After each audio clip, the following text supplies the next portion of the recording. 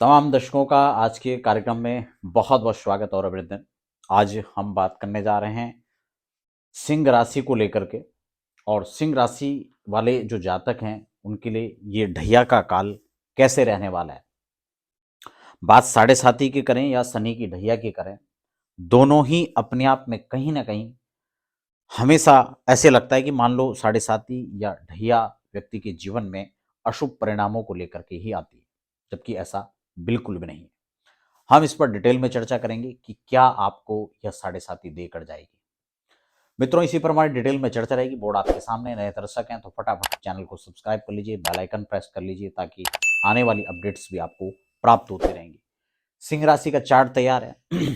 सबसे पहले इस बात को समझ लीजिए कि जब भी हम किसी राशि की प्रोडिक्शन करते हैं तो अक्सर क्या होता है कि आपको बड़ी बड़ी अच्छी बातें बताई जाती हैं या फिर आपको बहुत घबराने वाली बात बताई जाती है, जबकि उसका संतुलन किस प्रकार से देखा जाएगा, किस प्रकार से समझा जाए, इसको बहुत महत्वपूर्ण है इस बात को समझना। जब भी हम किसी भी चार्ट का प्रेडिक्शन करते हैं, किसी भी गोचर काल की परिस्थितियों पर वर्णन करते हैं या विचार करते हैं, तो उसमें सबसे महत्वपूर्ण भूमिका निभाती है आपकी कुंडली, जो आपकी जन्म के अनुसार जो तैयार हुई कुंडली है। उसके बाद उसकी जो दशाएं चल रही हैं वो काल क्या है। तो इन सभी चीजों को मिलाकर ये निश्चित हो पाता है कि वास्तव में फल कैसा रहेगा। अगर आपकी सिंह राशि है तो आपकी राशि से शनि का गोचर यहां अष्टम भाव पर हो रहा है। और इस बात को आप सब जानते हैं कि जब भी शनि से आपकी राशि से शनि का गोचर अष्टम में होगा तो आपकी ढैया चलेगी। पहले तो ये भी निश्चित कर लें, कई बार कई लोग साढ़े साती चल रही है इसी बात को लेकर घबराते रहते हैं। साढ़े साती कैसे चलेगी?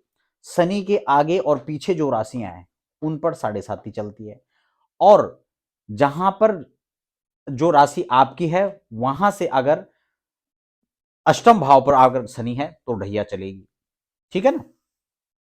या फिर आपका आपकी राशि से चौथे भाव पर, जो भी आपकी राशि है या उससे चौथे या आठवें भाव पर अगर आपका शनि का गोचर है तो ढैया चलेगी। और आपकी राशि से आगे और पीछे वाली जो राशियां होती हैं उन पर साढ़े साती का दौर चलता है। ठीक है, यानी दूसरे और 12वें भाव पर। तो ये तो क्लियर हो गया। अब इसको समझ लीजिए, जब शनि जिस स्थान पर बैठते हैं, सूत्र कहता है स्थान वृद्ध करो शनि, यानी वो उस भाव को पुष्ट करते हैं। ये आयु का भाग है। ये जो भाव है, ये जो हाउस कहा जाता है इसको, ये आपको कहीं ना कहीं अगर आप रिसर्च कर रहे हैं तो आपको वहां तरक्की देने का काम करेगा। अच्छा, सबसे पहले हमने प्रसंग रखा है कि क्या आपको देगा। ये निर्भर करता है आप लेंगे क्या, आपकी तैयारी किस प्रकार से, आप सोच क्या रहे हैं।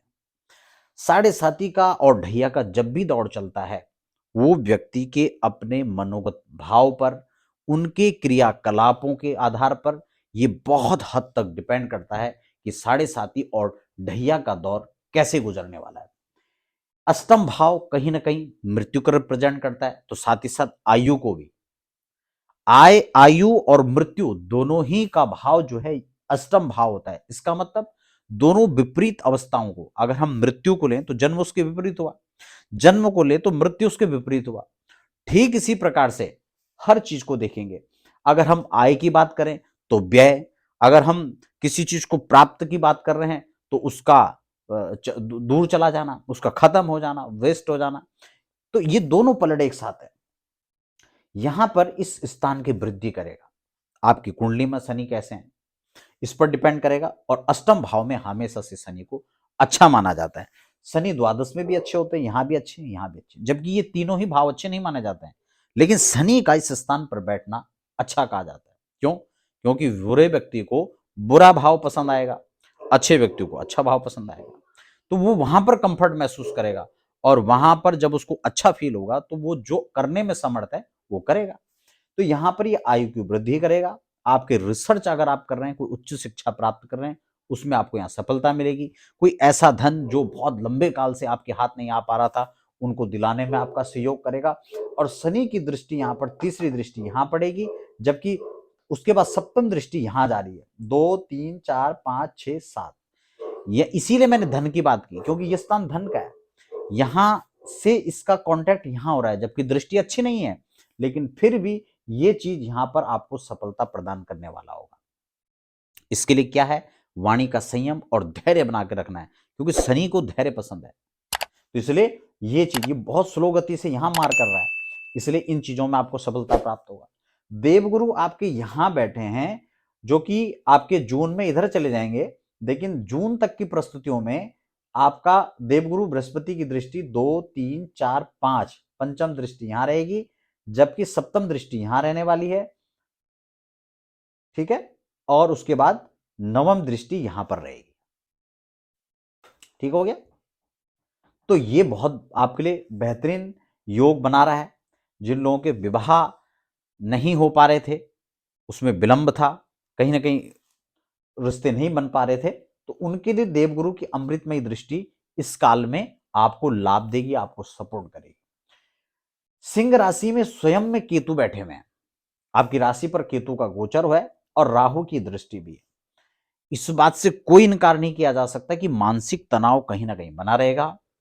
आपको अपने सोच को पॉजिटिव करना है। वैसे केतु यहां पर नुकसान नहीं पहुंचाते हैं, आध्यात्मिक वृत्ति को लेकर जाते हैं, लेकिन राहु की दृष्टि भी जब पड़ती है तो वो कहीं ना कहीं डिसबैलेंस करती है, भ्रम की स्थिति पैदा करती है, मानसिक तनाव को बढ़ाता है। इसलिए अपने जीवन के दैनिक दिनचर्या के हिस्से में आपको योग प्राणायाम भी सम्मिलित करना होगा और बेहतर रहेगा। तो इस बात को आपको समझना है।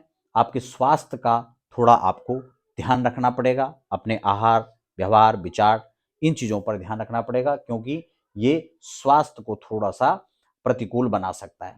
लेकिन शनि यहाँ पर अच्छे हैं, इसलिए जिन लोगों की कुंडली में शनि ऑलरेडी अच्छे हैं और यहाँ पर भी इस प्रकार के योग बन रहे हैं, तो ये आपको ज्यादा चिंता की आवश्यकता नहीं है।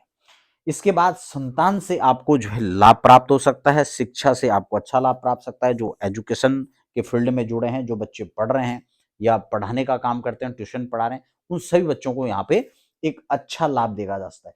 कैरियर की दृष्टि से देखें तो यह आपको अच्छा लाभ दे सकता है।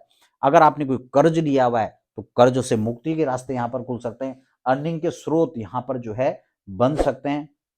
इसके लिए लगातार आपको पॉजिटिव रहना होगा, मेहनत थोड़ा ज्यादा करना है, परिश्रम आपका बढ़ेगा, तो निश्चित रूप से ये आपको कुछ नया और कुछ अधिक दे करके जाएगा।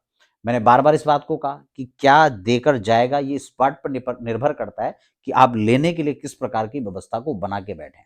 मैं हर बार आपको ये बात बताता हूं कि आपकी पात्रता ये दर्शाती है। जैसे कि उदाहरण के तौर पर आप समझें, आप अपने दामाद को तिलक कर रहे हैं तो आप 10 रुपए का नहीं करेंगे, लेकिन अगर आप भिखारी को दे रहे हैं तो आप 10 रुपए में भी चेंज ढूंढेंगे कि सिक्के हो तो हम सिक्के दे दें।